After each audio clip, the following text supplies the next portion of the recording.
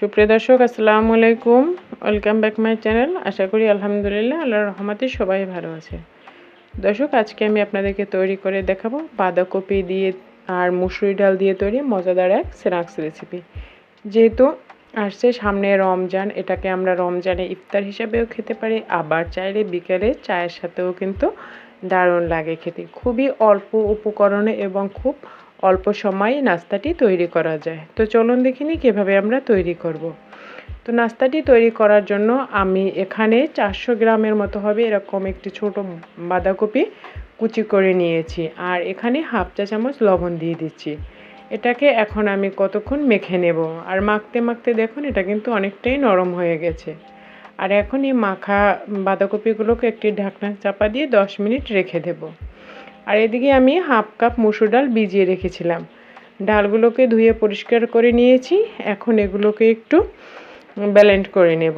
তো ব্লেন্ড করে নিয়েছি, কিন্তু একদম মিহি করব না, করেছি একটু দানা দানা রেখে, কারণ দানা দানা রাখলে নাস্তাটা সুন্দর হবে। আর এখন আমি যে বাঁধাকপিটাকে মেখে রেখেছিলাম লবণ দিয়ে, সেটাকে আপনাদেরকে দেখিয়ে দিচ্ছি। দেখুন রাখার পরে কতটা পানি বের হয়েছে। আর এখন এর থেকে সমস্ত পানিগুলো চেপে চেপে বের করব। একদম শুকনো করে ফেলবো, যাতে এর ভিতরে কোনো রকম পানি না থাকে, কারণ পানি থাকলে আমি যে স্ন্যাক্সটি তৈরি করব সেটা অতটা পারফেক্টলি হবে না। পারফেক্টভাবে স্ন্যাক্সগুলো তৈরি করার জন্য বাঁধাকপির ভিতরে যে এক্সট্রা পানিগুলো আছে সেগুলোকে আমরা ভালো করে চেপে বের করে নেব। তো দর্শক, আমার পানিগুলো চেপে নেওয়া হয়েছে বাঁধাকপিগুলো থেকে। আর এখন আমি আরও কিছু উপকরণ মিক্স করব, সেজন্য একটি বড় বাটির ভিতরে নিয়ে নিচ্ছি। আর এর সাথে অ্যাড করে দিচ্ছি এখানে বড় সাইজে 3টি পেঁয়াজ কুচি, দিয়ে দিচ্ছি কিছু ধনেপাতা কুচি, দিয়ে দিচ্ছি এখানে 1 চা চামচ লাল মরিচের গুঁড়া, 1/4 চা চামচ হলুদ গুঁড়া, হাফ চা চামচ ধনিয়া গুঁড়া, হাফ চা চামচ ভাজা জিরার গুঁড়া, আর হাফ চা চামচ গরম মশলা গুঁড়া। আর দিয়ে দিলাম সেই পেস্ট করে রাখা মুসুর ডাল। আর দিয়ে দিচ্ছি এখানে 2টি কাঁচামরিচ। ঝালটা আপনারা যে যেমন খান সেরকম দিয়ে দিবেন। দিয়ে দিচ্ছি এখানে হাফ কাপ চালের গুঁড়া। এখন আমি সমস্ত উপকরণগুলোকে মেখে নেব।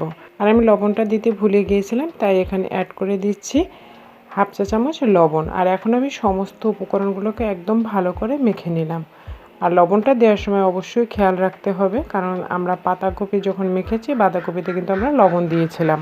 আর এরকম শেপ দিয়ে আমি এই স্ন্যাক্সগুলো তৈরি করব, আপনাদেরকে দেখিয়ে দিলাম। তো আমার মাখা হয়ে গেছে, এখন আমি স্ন্যাক্সগুলো তৈরি করব। তো আগেই তেল গরম দিয়ে দিয়েছিলাম। তেলটা কতটা গরম হয়েছে, পারফেক্টলি গরম হয়েছে কিনা সেটা বোঝার জন্য একটু ডো দিয়ে দিয়েছিলাম। তো এরকম হাত দিয়ে চেপে চেপে আমি সমস্ত স্ন্যাক্সগুলোই দিয়ে দিলাম, পাকোড়াগুলোকে দিয়ে দিলাম। আর এখন এগুলোকে মিডিয়াম আঁচে উল্টিয়ে পাল্টিয়ে ভেজে নেব। হাই হিটে ভাজা যাবে না, তাহলে কিন্তু নাস্তাগুলো নষ্ট হয়ে যাবে। উপর থেকে কালার চলে আসবে, ভিতর থেকে কিন্তু মুচমুচে হবে না। সেজন্য মিডিয়াম আঁচে উল্টিয়ে পাল্টিয়ে ভাজতে হবে। তো আমার প্রায় 5 মিনিটের মতো সময় লেগেছে স্ন্যাক্সগুলো ভাজতে। তো দর্শক, আমার প্রথমবারে নাস্তাগুলো ভাজা হয়ে গেছে। আমি তেল ঝরিয়ে উঠিয়ে নিচ্ছি, আর একইভাবে আমি বাকি নাস্তাগুলোকেও ভেজে নেব। তো দর্শক, আমার সমস্ত নাস্তাগুলো ভাজা হয়ে গেছে। এখন একটু পরিবেশন করে নিচ্ছি। ইফতারের টাইমে হোক আর চা খাবার সময় হোক, যখনই হোক না কেন পরিবেশন করে নিলে কিন্তু নাস্তাগুলো দেখতে ভালো লাগে, যে কোনো নাস্তাই হোক। তো দেখুন মাশাআল্লাহ, আমার নাস্তাগুলো কিন্তু দেখতে অনেকটাই লোভনীয় হয়েছে। এরকম একটি যদি স্ন্যাক্স আমাদের ইফতারির টেবিলে থাকে কিংবা চায়ের টাইম, এটা কিন্তু যে কেউই কিন্তু পছন্দ করবে, সে বাচ্চা হোক কিংবা বড়। তো আশা করি আমার এই সহজ রেসিপিটি আপনাদের ভালো লেগেছে। ভালো লাগলে প্লিজ লাইক, কমেন্ট ও ফ্যামিলি ফ্রেন্ডসদের সাথে বেশি বেশি শেয়ার করবেন। আর ভালো লাগলে আরও একটি অনুরোধ, বাসায় একবার হলেও ট্রাই করবেন এবং আমাকে কমেন্ট করে জানাবেন। আর এরকম সহজ মজার মজার রেসিপি পেতে চাইলে প্লিজ আমার চ্যানেলটিকে সাবস্ক্রাইব করবেন। তো আজ এ পর্যন্তই, দেখা হবে নতুন এপিসোডে নতুন সময়। আল্লাহ হাফেজ, আসসালামু আলাইকুম।